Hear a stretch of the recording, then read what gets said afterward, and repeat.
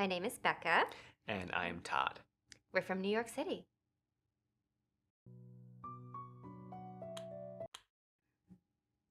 Oh, I love New York. We have the best sports teams, the best nightclubs, the best restaurants. It's such an incredible place to live. Even if I didn't have to live there for work, I don't think I could ever move. Yeah, there are just so many things you can only get in New York you can't get anywhere else. You should really visit if you haven't been before. There's this brony convention Todd goes to every year. Even if we moved, he'd have to go back every year. No way he could miss it. It's all he talks about for a month leading up to it.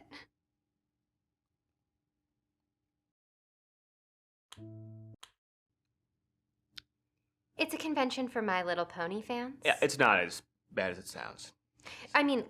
Lots of adults go. Actually, it's almost entirely adults who go. Yeah, I think the TV show is super sweet, but I've only been with Todd once. They don't really like girls going. I think it kind of messes with the whole bro part of brony.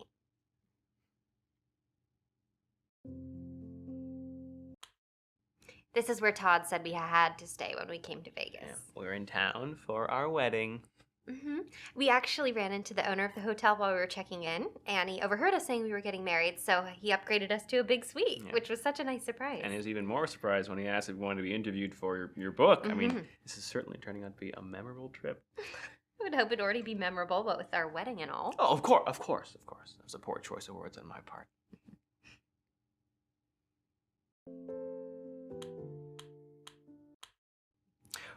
I wanted to get married in a church back home, but Becca wanted to do something original. Isn't that right, dear? Yeah, we also couldn't afford a big wedding. Todd's work has been a little slow lately. Well, I'm an actor, and all actors have dry spells. Just part of the industry. Plus, Becca has a lot of debt, so we probably shouldn't be spending too much money right now. Right now, he's actually playing Elmo in Times Square. He takes his picture with tourists all day. He's so cute in the costume. Yeah, I'm not Elmo. Okay. Legally, he is a generic red creature, but we all know who he's supposed to be.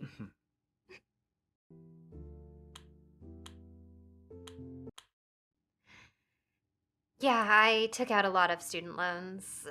I would have been more than happy going to an affordable law school, but Daddy insisted I go to Harvard if I wanted to work at the family firm. So I will probably be paying that off for years. I don't know why Todd puts up with me and all my baggage. Don't.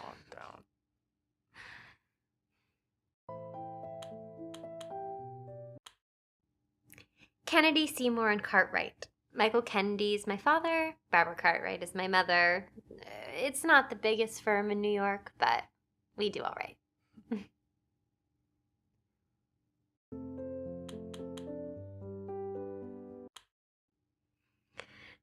My father doesn't really like Todd.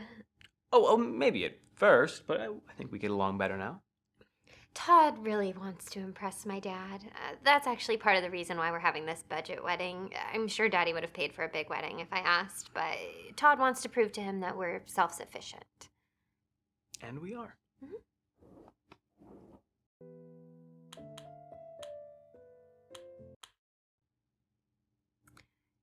Seymour was an older man at the firm. He retired when I was very young. I didn't know him very well.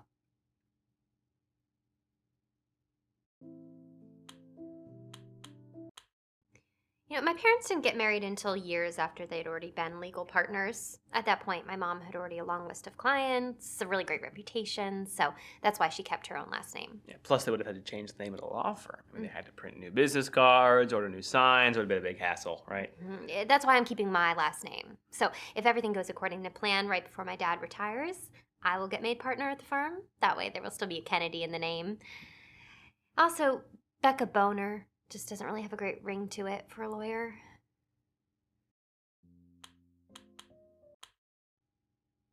It doesn't bother me. If she wants to keep her own last name to help her career, I'm in full support. Todd's actually thinking about taking my last name. That way, if we ever adopt children, we won't have to explain why we have different last names. Yeah.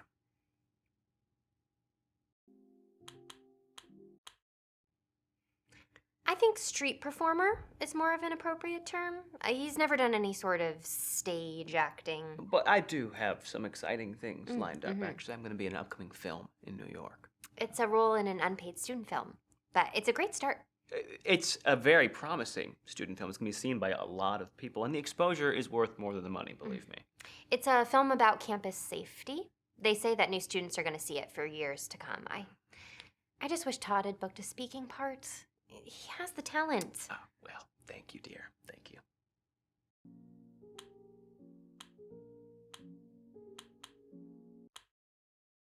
Todd's family is very religious, very devout. Oh, I'm not as devout as the rest of them. Oh, no, you're just being modest. He's the only boyfriend I've ever had who insisted on keeping his virginity until we get married. I mean, how impressive is that?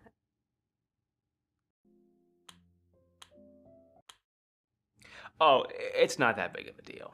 It's kind of a big deal. I've had to go over a year without it, Oh. so. We've been together for 2 years, dear. I checked someone off my list last year. We promised we wouldn't have to tell each other that. The baseball player. Oh. Yeah.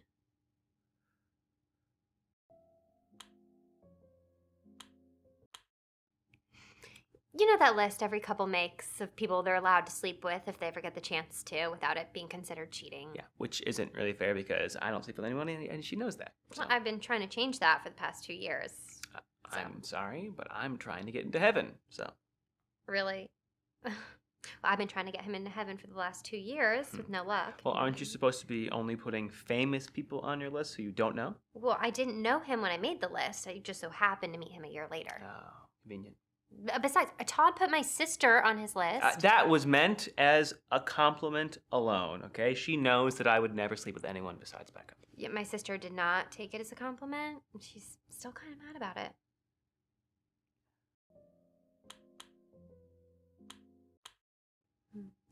Oh, yeah, Becca here loves the idea of adopting children. Also, we can't really have children of our own because Todd's been sterile ever since his motorcycle accident. Yeah. Oh, at least my accident was cool.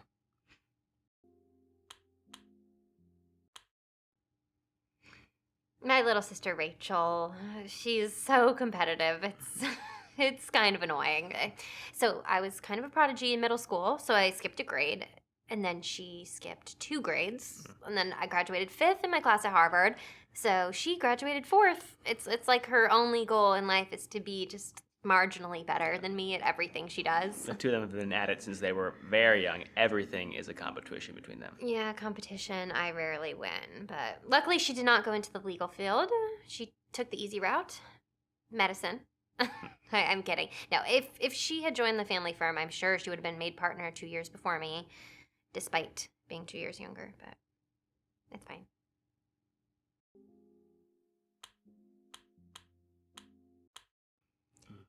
His friend Greg jumped over a bunch of people on his motorcycle trying to make a viral video. So Todd and all these guys, they were laid down head to toe leading up to the ramp. And Greg almost made it, but his back tire came down right between Todd's legs. We don't need to describe every detail. Oh, right. I actually have it on video if you want me to send it to you. That's not necessary.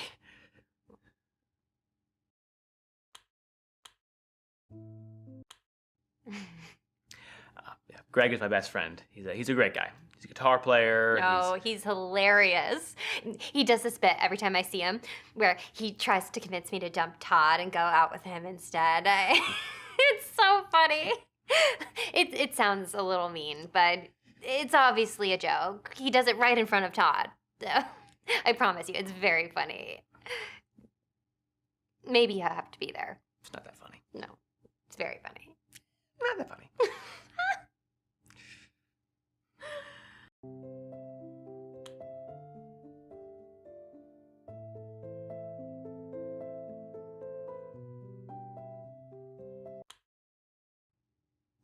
Oh, I'm not a student. I just responded to an ad on the internet. He actually dropped out of high school. I wanted to focus on my career. Yeah, I was actually working for a cell phone company at the time, and it was a great job. I was making good money, and I wanted to move up, but they downsized, and a lot of us lost our jobs. They laid off all the sign spinners at once, which was such a shame because Todd was so talented at it. Oh, We actually met when he was sign spinning on the corner at my apartment. He caught my eye right away.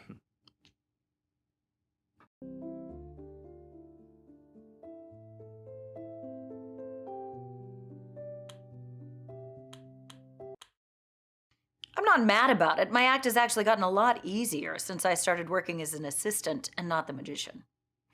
I'll let you in on a little secret. The assistants are actually the ones who perform all the tricks in a magic act. The magician really is just there so that people have something to keep their eyes on.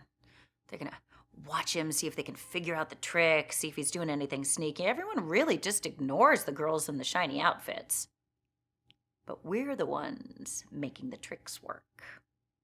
Now, magic is all about misdirection. The magician is the biggest misdirection of all.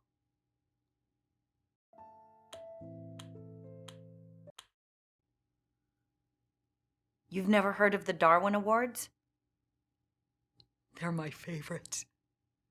They're named for Charles Darwin, based around his survival of the fittest and genetics and stuff. So, whenever someone dies doing something that is so stupid, they do the human race a favor by draining themselves out of the gene pool, they get a Darwin Award.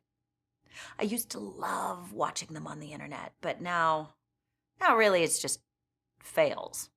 They aren't legitimate Darwin Awards. So I watch a lot of roller coaster disasters instead.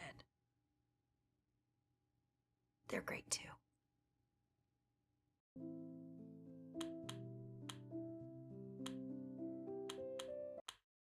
You can get away with anything as long as someone's attention is focused on something else. That's the key to all of magic, half of life. Everyone knows it. Nobody cares. Back when I really was an assistant, I worked for a magician, the great Zambini. He based his signature trick on this very thing. See, we were part of a traveling carnival, and our stage was outdoors. At the beginning of the night, the back of the stage, a Zamboni was parked. It was the Zambini Zamboni. And he would tell the audience that at some point during the evening, he was going to make the Zamboni disappear and no one would notice. So about halfway through the evening, we would have this assistant come out that the audience had not yet seen. Her name was Kelly. She was particularly alluring. And the other assistants and I would help her up on top of a platform, and we would begin tying her up with scarves. We'd really take our time about it, make it very erotic, and Kelly would wiggle and pout and make these cute little squeaky gerbil noises. While this was happening, Zambini would pull out his keys and drive the Zamboni off stage. Then he'd run back. We would make Kelly disappear in a fairly standard trick, and when it was done, Zambini would be standing where the Zamboni was with his arms outstretched, like he had just accomplished the most amazing feat in the world. And the audience loved it. They would clap like it was the best thing ever. It was grotesquely sexist, but it worked.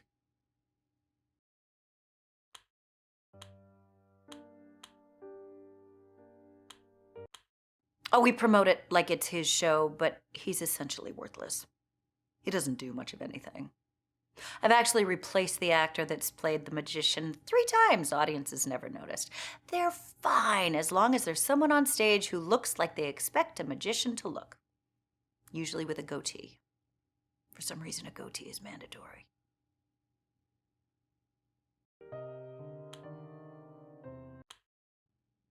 I haven't talked to her since we worked together. I'm sure she's doing fine. Supremely attractive people have it very easy. I'm sure she married rich or got kidnapped by human traffickers and sold on the black market. Either way, she's living in a big house with someone else paying all the bills. She's great.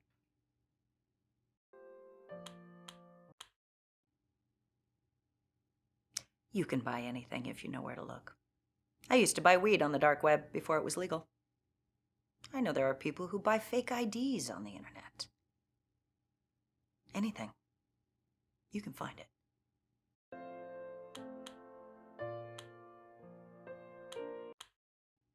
Oh, I know weed is legal now, but back before it was, everybody would smoke it anyway. You know, it was just one of those crimes you never got in trouble for. Like speeding or practicing medicine without a license. They say human trafficking is a $150 billion a year industry, and I want to know how they know that.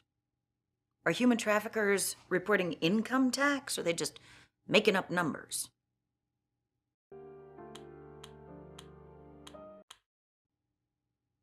Oh, I never had a fake ID. I grew up in a small town. It would have been pointless. Everybody knew everybody else anyway.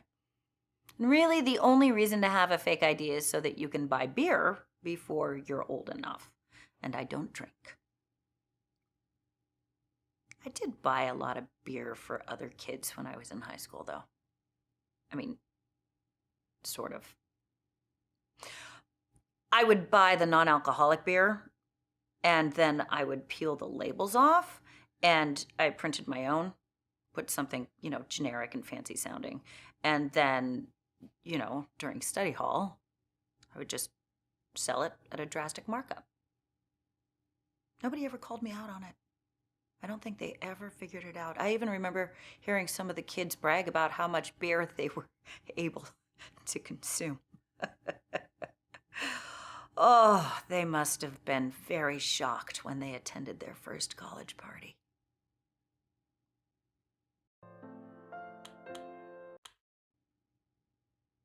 The sale of human organs is a multi-billion-dollar a year industry. And who do you think is taking those organs out of the people who lose them and putting them into the people who need them? I doubt it's someone practicing with a license. But I'm not doing it. I am not involved in that industry. I dabble in taxidermy, but I am not skilled enough to take a kidney out of someone and put it in someone else and have one of them live.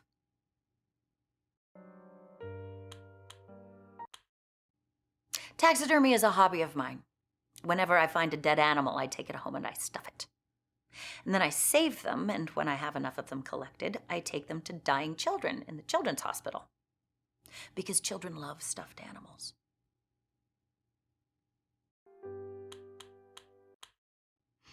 I like to visit kids in the cancer ward. Yeah, I ask them to draw me a picture, and then I trade them for one of the stuffed animals. It makes them feel better to barter. No one wants to be pitied, just given stuff. Even kids dying of cancer. I save all the pictures they give me.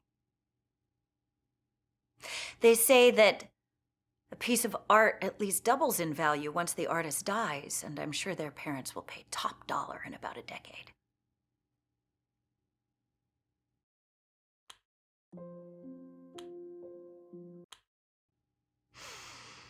I think everyone should have hobbies.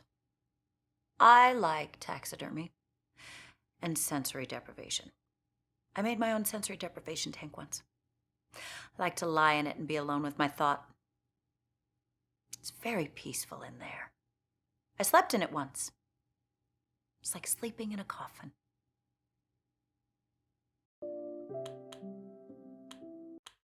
Have you ever tried sleeping in a coffin?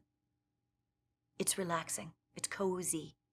There's extra layers of noise insulation in case you have loud neighbors. I slept in one back when I had college roommates.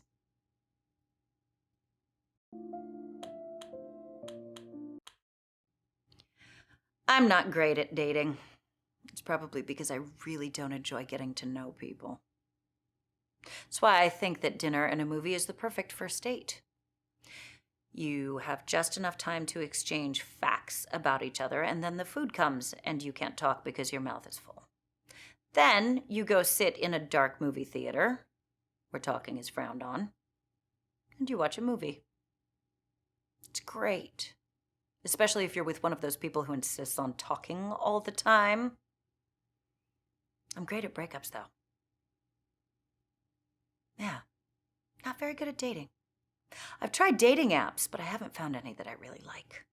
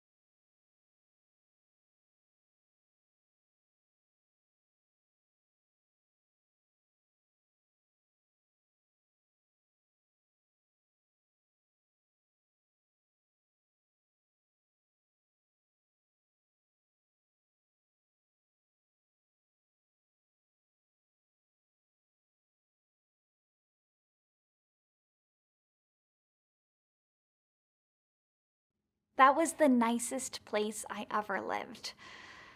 Unfortunately, 2 weeks after I bought that shed, it was swallowed in a sinkhole. So there was really nothing left for me in Alabama. I decided to chase my childhood dream and move to Albuquerque.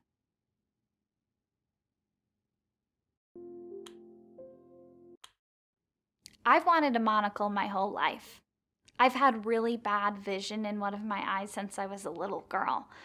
This one time I found a pair of glasses that had a missing lens, but the lens it did have was very close to my vision needs. So I had that. It was perfect.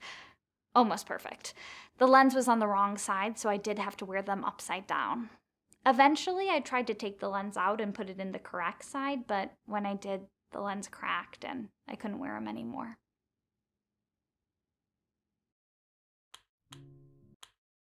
Ever since I was a little girl, I wanted to move to a big city. You know, one of those places that musicians write songs about? A place like Albuquerque. When I finally moved to Albuquerque, it exceeded my expectations. All the glitz, all the glamour, it was incredible. And the best part was the people were really nice. It was great.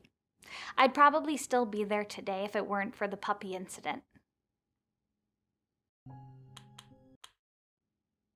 A little boy had lost his dog, and the entire community banded together to try to find it.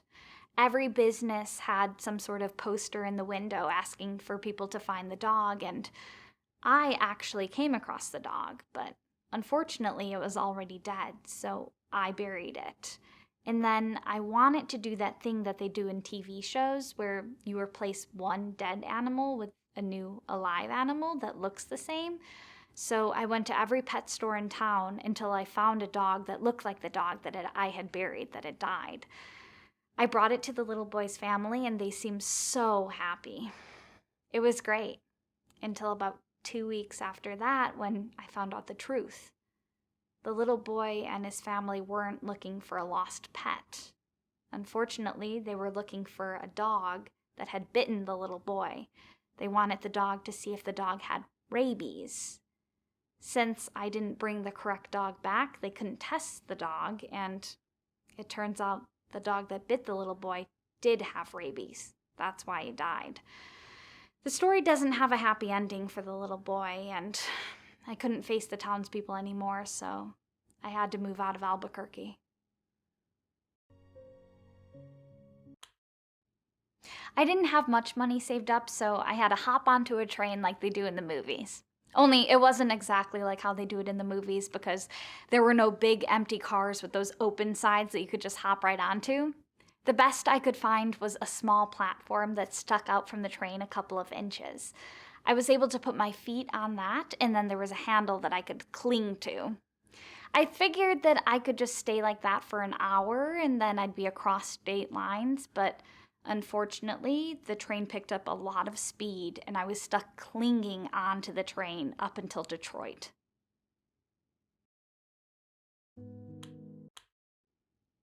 Well, I wasn't in Denver proper, but I was about half an hour away at this ski resort very close by. Anyway, I worked at the ski resort first as a ticket salesperson, but then I studied and worked really hard to become a ski instructor. But sadly, like all my jobs, it didn't last. The first time I took a group out to go skiing, I was supposed to bring them to an intermediate level hill, but unfortunately I read the color coding wrong and I brought them to an advanced hill. There's a huge difference between an intermediate hill and an advanced hill. I, of course, lost my job.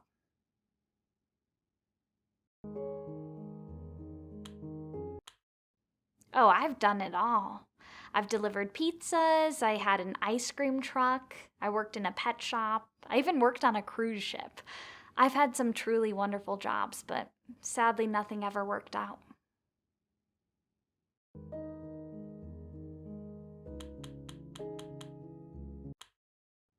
Well, I hadn't intended on going to Detroit, but since I was there, I decided to make the most out of it. I got a job as the mascot at a children's restaurant. It was kind of a cheap ripoff of Chuck E. Cheese. And I had a costume that wasn't so much a cute mouse as a scary rat, but luckily the kids didn't seem to mind too much, but I was only there for a little bit anyway.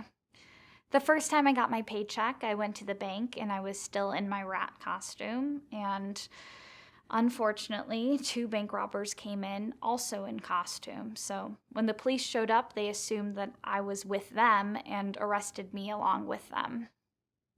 I was able to sort things out at the police station and I got off, but my picture in costume was already in the newspaper, so my boss didn't like seeing his mascot on the front page of the newspaper for bank robbery, so I got fired.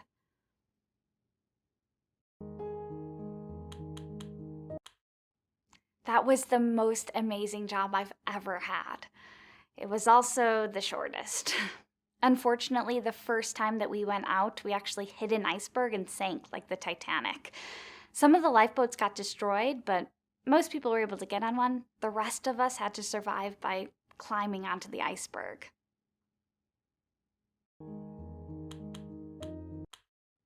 After the ship sank, there were over 80 of us stranded on the iceberg, and we had no way to call for help, no food, no water.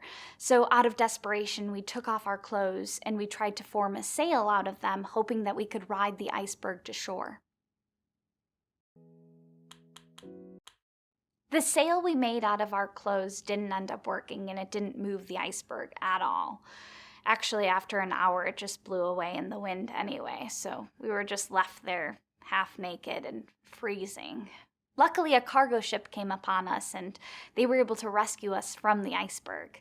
But we didn't speak their language, and they didn't speak English, so we couldn't explain to them why we were all half naked on an iceberg.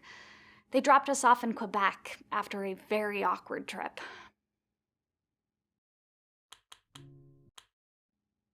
I don't know what happened to the other survivors. When we got to Quebec, we all just separated.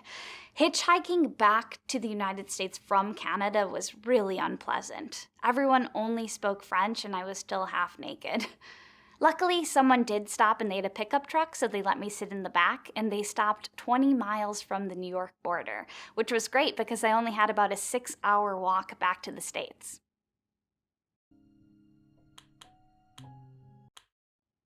I know they say you shouldn't hitchhike because it's dangerous, but the thing is, I've had a lot of luck hitchhiking over the years. The first time that I hitchhiked, I was going from Detroit to Albuquerque, and these 3 really nice dudes in a hippie van picked me up.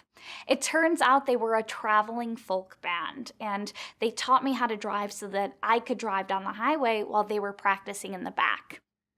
It took a really long time to get to Albuquerque because they kept having to stop for shows, and we did have to camp in their van every night, but it was still great. You know, I've met my fair share of famous people over the year, but this was really cool because they were real musicians, and we got to get pretty close. Also, by the time we got to Albuquerque, I was so good at driving that I passed my driver's test the first time.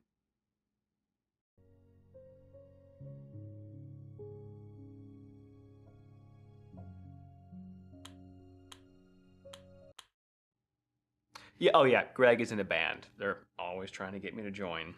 It's a Kiss tribute band called Hug with 2 Gs. Their whole gimmick is that they only play acoustic versions of Kiss songs. Yeah, that's the reason why I'm not going to join.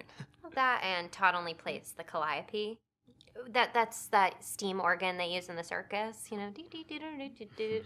Kiss only uses it in one song, so I don't really see why Todd would have to join.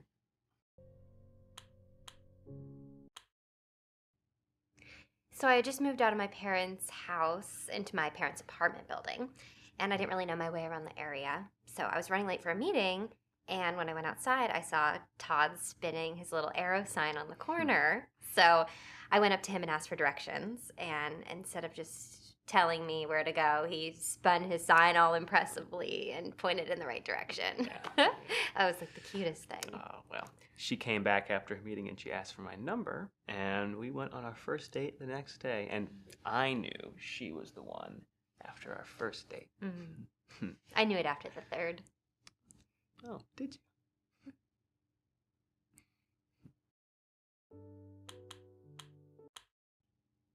We streamed The Notebook at my place. All my past boyfriends had refused to watch it with me. Todd not only agreed, but he cried multiple times while watching it. I knew right then if he ever proposed to me, I'd have to say yes.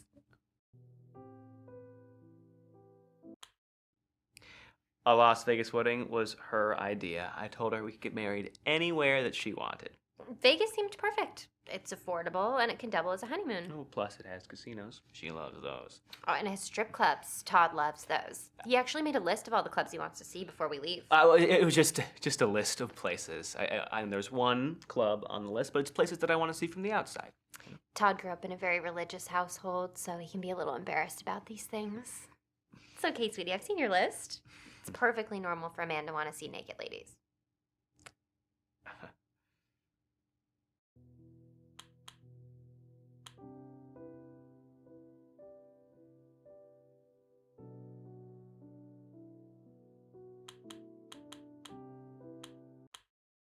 I love water parks. One of my favorite things about living in Utah is that we have so many of them. I'm a bit of a water slide enthusiast myself. I'm not really into the water slides. My favorite part is the lazy river. I think Sarah's favorite part is all the attention she gets from boys when she gets to wear her bathing suit. That's nice too, but I've always loved water parks. My parents used to take me all the time when I was growing up. My favorite ride is the one where you have to cross a bunch of lily pads while holding on to the rope. Walter always makes it across, though. I mean, that defeats the purpose. You're supposed to fall in. What's the point of going to a water park if you're not going to get wet? I like the challenge. It's hard to get across. Plus, my feet get wet.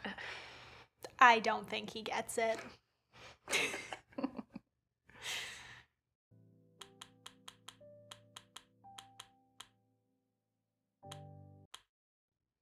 I've known Janet for years. She's in my book club.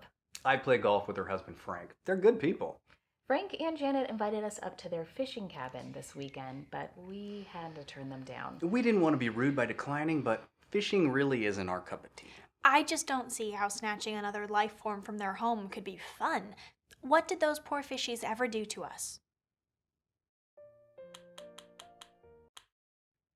My mom and dad live just a few blocks away from us, so I get to see them all the time. Oh, did you think Sarah was our daughter? We get that a lot. I just don't understand why so many people think we're related. I don't see the resemblance. Yeah, Sarah and I aren't related, but we are married to the same daddy. We met Sarah when she was 18 and fell in love right away. She became my second wife 6 months later. Well, I could never live up to his first wife, though. Alice is amazing. Oh, Sarah's just being modest. She is an incredible wife. She's a crackerjack in the bedroom as well. That's just because I had such a great teacher. Oh, well, Sarah's the real teacher. Did you know that you could use your feet in the bedroom? We had never heard of such a thing, but Sarah showed us, and now, by golly, Walter can't get enough of it. And don't forget the thing you do that Alice likes. I have no idea how she comes up with these things. Well, I didn't invent them. I learned them on the internet. Well, the internet doesn't seem that bad. Maybe we should think about getting a computer. Can we, Daddy, please?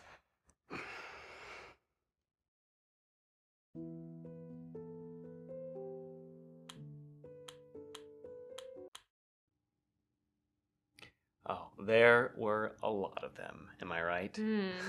They were all so full of themselves. Like, they were either rich or famous, or both rich and famous. The worst combination. That doesn't impress me. They weren't as great as they sound, okay? No, some were actually very cool. But I don't really talk to them anymore. Todd gets a little jealous when I do. But Todd hangs out with all of his ex-girlfriends, except Lily, of course. But, I'm not really worried about them. If he's not sleeping with me, he's definitely not sleeping with them, so...